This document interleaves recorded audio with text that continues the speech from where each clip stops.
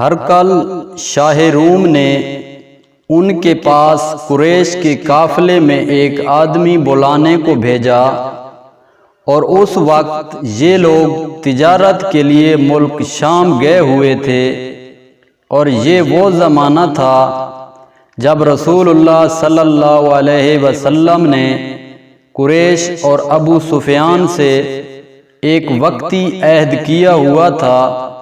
جب ابو سفیان اور دوسرے لوگ ہرقل کے پاس ایلیہ پہنچے، جہاں ہرقل نے دربار طلب کیا تھا، اس کے گرد روم کے بڑے بڑے لوگ، علماء، وزراء، امراء بیٹھے ہوئے تھے۔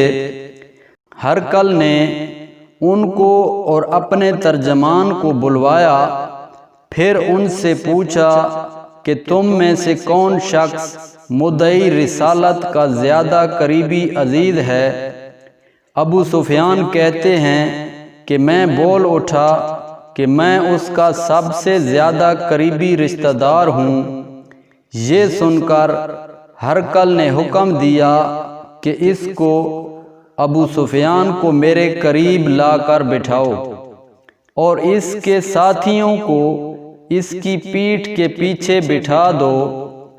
پھر اپنے ترجمان سے کہا کہ ان لوگوں سے کہہ دو کہ میں ابو سفیان سے اس شخص کے یعنی محمد صلی اللہ علیہ وآلہ وسلم کے حالات پوچھتا ہوں، اگر یہ مجھ سے کسی بات میں جھوٹ بول دے تو تم اس کا جھوٹ ظاہر کر دینا۔ ابو سفیان کا قول ہے کہ اللہ کی قسم، اگر مجھے یہ غیرت نہ آتی کہ یہ لوگ مجھ کو جھٹلائیں گے تو میں آپ صلی اللہ علیہ وآلہ وسلم کی نسبت ضرور غلط گوئی سے کام لیتا۔ خیر، پہلی بات جو ہرقل نے مجھ سے پوچھی وہ یہ کہ اس شخص کا خاندان تم لوگوں میں کیسا ہے؟ میں نے کہا وہ تو بڑے اونچے عالی نسب والے ہیں۔ کہنے لگا اس سے پہلے بھی کسی نے تم لوگوں میں ایسی بات کہی تھی؟ میں نے کہا نہیں۔ کہنے لگا اچھا، اس کے بڑوں میں کوئی بادشاہ ہوا ہے؟ میں نے کہا نہیں۔ پھر اس نے کہا بڑے لوگوں نے اس کی پیروی اختیار کی ہے یا کمزوروں نے؟ میں نے کہا نہیں، کمزوروں نے۔ پھر کہنے لگا اس کے تابعدار روز بڑھتے جاتے ہیں یا کوئی ساتھی پھر بھی جاتا ہے؟ میں نے کہا نہیں۔ کہنے لگا کہ کیا اپنے اس دعوے نبوت سے پہلے بھی کسی بھی موقع پر اس نے جھوٹ بولا ہے؟ میں نے کہا نہیں۔ اور اب ہماری اس سے صلح کی ایک مقررہ مدت ٹھہری ہوئی ہے، معلوم نہیں وہ اس میں کیا کرنے والا ہے۔ ابو سفیان کہتے ہیں میں اس بات کے سوا اور کوئی جھوٹ اس گفتگو میں شامل نہ کر سکا۔ ہرقل نے کہا کیا تمہاری اس سے کبھی لڑائی بھی ہوئی ہے؟ ہم نے کہا کہ ہاں۔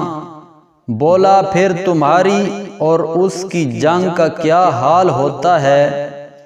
میں نے کہا لڑائی ڈول کی طرح ہے، کبھی وہ ہم سے میدان جنگ جیت لیتے ہیں اور کبھی ہم ان سے جیت لیتے ہیں۔ ہرقل نے پوچھا وہ تمہیں کس بات کا حکم دیتا ہے؟ میں نے کہا وہ کہتا ہے کہ صرف ایک اللہ ہی کی عبادت کرو، اس کا کسی کو شریک نہ بناؤ، اور اپنے باپ دادا کی شرک کی باتیں چھوڑ دو، اور ہمیں نماز پڑھنے، سچ بولنے، پرہیزگاری اور صلح رحمی کا حکم دیتا ہے۔ یہ سب سن کر پھر ہرقل نے اپنے ترجمان سے کہا کہ ابو سفیان سے کہہ دے کہ میں نے تم سے اس کا نسب پوچھا تو تم نے کہا کہ وہ ہم میں عالی نسب ہے، اور پیغمبر اپنی قوم میں عالی نسب ہی بھیجے جایا کرتے ہیں۔ میں نے تم سے پوچھا کہ دعوی نبوت کی یہ بات تمہارے اندر اس سے پہلے کسی اور نے بھی کہی تھی، تو تم نے جواب دیا کہ نہیں۔ تب میں نے اپنے دل میں کہا کہ اگر یہ بات اس سے پہلے کسی نے کہی ہوتی تو میں سمجھتا کہ اس شخص نے بھی اس بات کی تقلید کی ہے جو پہلے کہی جا چکی ہے۔ میں نے تم سے پوچھا کہ اس کے بڑوں میں کوئی بادشاہ بھی گزرا ہے، تم نے کہا کہ نہیں۔ تو میں نے دل میں کہا کہ ان کے بزرگوں میں سے کوئی بادشاہ ہوا ہوگا تو کہہ دوں گا کہ وہ شخص اس کا بہانہ اپنے آباء و اجداد کی بادشاہت اور ان کا ملک دوبارہ حاصل کرنا چاہتا ہے۔ اور میں نے تم سے پوچھا کہ اس بات کے کہنے یعنی پیغمبری کا دعویٰ کرنے سے پہلے تم نے کبھی اس کو دروغ گوئی کا الزام لگایا ہے؟ تم نے کہا کہ نہیں۔ تو میں نے سمجھ لیا کہ جو شخص آدمیوں کے ساتھ دروغ گوئی سے بچے وہ اللہ کے بارے میں کیسے جھوٹی بات کہہ سکتا ہے۔ اور میں نے تم سے پوچھا کہ بڑے لوگ اس کے پیرو ہوتے ہیں یا کمزور آدمی؟ تم نے کہا کمزوروں نے اس کی اتباع کی ہے۔ تو دراصل یہی لوگ پیغمبروں کے متابعین ہوتے ہیں۔ اور میں نے تم سے پوچھا کہ اس کے ساتھی بڑھ رہے ہیں یا کم ہو رہے ہیں؟ تم نے کہا کہ وہ بڑھ رہے ہیں، اور ایمان کی کیفیت یہی ہوتی ہے حتیٰ کہ وہ کامل ہو جاتا ہے۔ اور میں نے تم سے پوچھا کہ آیا کوئی شخص اس کے دین سے ناخوش ہو کر مرتد بھی ہو جاتا ہے؟ تم نے کہا نہیں۔ تو ایمان کی خاصیت بھی یہی ہے، جن کے دلوں میں اس کی مسرت رچ بس جائے وہ اس سے لوٹا نہیں کرتے۔ اور میں نے تم سے پوچھا کہ آیا وہ کبھی عہد شکنی کرتے ہیں؟ تم نے کہا نہیں۔ پیغمبروں کا یہی حال ہوتا ہے، وہ عہد کی خلاف ورزی نہیں کرتے۔ اور میں نے تم سے کہا کہ وہ تم سے کسی چیز کے لیے کہتے ہیں، تم نے کہا کہ وہ ہمیں حکم دیتے ہیں کہ اللہ کی عبادت کرو، اس کے ساتھ کسی کو شریک نہ ٹھہراؤ، اور تمہیں بتوں کی پرستش سے روکتے ہیں، سچ بولنے اور پرہیزگاری کا حکم دیتے ہیں۔ لہذا اگر یہ باتیں جو تم کہہ رہے ہو سچ ہیں تو ان قریب وہ اس جگہ کا مالک ہو جائے گا کہ جہاں میرے یہ دونوں پاؤں ہیں۔ مجھے معلوم تھا کہ وہ پیغمبر آنے والا ہے، مگر مجھے یہ معلوم نہیں تھا کہ وہ تمہارے اندر ہوگا۔ اگر میں جانتا کہ اس تک پہنچ سکوں گا تو اس سے ملنے کے لیے ہر تکلیف گوارا کرتا۔ اگر میں اس کے پاس ہوتا تو اس کے پاؤں دھوتا۔ ہرقل نے رسول اللہ کا وہ خط منگایا جو آپ نے وحیہ کلبی رضی اللہ تعالی عنہ کے ذریعے حاکم بصرہ کے پاس بھیجا تھا، اور اس نے وہ ہرقل کے پاس بھیج دیا تھا۔ پھر اس کو پڑھا تو اس میں لکھا تھا، اللہ کے نام کے ساتھ جو نہایت مہربان اور رحم والا ہے، اللہ کے بندے اور اس کے پیغمبر محمد صلی اللہ علیہ وسلم کی طرف سے یہ خط شاہ روم کے لیے۔ اس شخص پر سلام ہو جو ہدایت کی پیروی کرے، اس کے بعد میں آپ کے سامنے دعوت اسلام پیش کرتا ہوں۔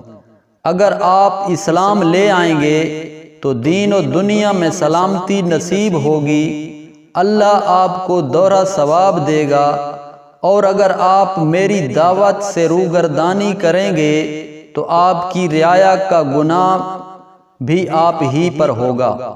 اور اے اہل کتاب، ایک ایسی بات پر آ جاؤ جو ہمارے اور تمہارے درمیان یکساں ہے، وہ یہ کہ ہم اللہ کے سوا کسی کی عبادت نہ کریں اور کسی کو اس کا شریک نہ ٹھہرائیں، اور نہ ہم میں سے کوئی کسی کو اللہ کے سوا اپنا رب بنائے۔ پھر اگر وہ اہل کتاب اس بات سے منہ پھیر لیں تو مسلمانوں، تم ان سے کہہ دو کہ تم مانو یا نہ مانو، ہم تو ایک اللہ کے اطاعت گزار ہیں۔ ابو سفیان کہتے ہیں، جب ہرقل نے جو کچھ کہنا تھا کہہ دیا اور خط پڑھ کر فارغ ہوا تو اس کے ارد گرد بہت شور و غوغا ہوا، بہت سی آوازیں اٹھیں اور ہمیں باہر نکال دیا گیا۔ تب میں نے ساتھیوں سے کہا کہ ابو قبشہ کے بیٹے، نبی کریم کا معاملہ تو بہت بڑھ گیا، دیکھو تو اس سے بنی اصفر روم کا بادشاہ بھی ڈرتا ہے۔ مجھے اس وقت سے اس بات کا یقین ہو گیا کہ نبی کریم صلی اللہ علیہ وسلم ان قریب غالب ہو کر رہیں گے، حتیٰ کہ اللہ نے مجھے مسلمان کر دیا۔ راوی کا بیان ہے کہ ابن ناطور ایلیہ کا حاکم، ہرقل کا مصاحب اور شام کے نصارہ کا لاٹ پادری بیان کرتا تھا کہ ہرقل جب ایلیہ آیا ایک دن صبح کو پریشان اٹھا تو اس کے درباریوں نے دریافت کیا کہ آج ہم آپ کی حالت بدلی ہوئی پاتے ہیں، کیا وجہ ہے؟ ابن ناطور کا بیان ہے کہ ہرقل نجومی تھا، علم نجوم میں وہ پوری مہارت رکھتا تھا۔ اس نے اپنے ہم نشینوں کو بتایا کہ میں نے آج رات ستاروں پر نظر ڈالی تو دیکھا کہ ختنہ کرنے والوں کا بادشاہ ہمارے ملک پر غالب آ گیا ہے۔ بھلا اس زمانے میں کون لوگ ختنہ کرتے ہیں؟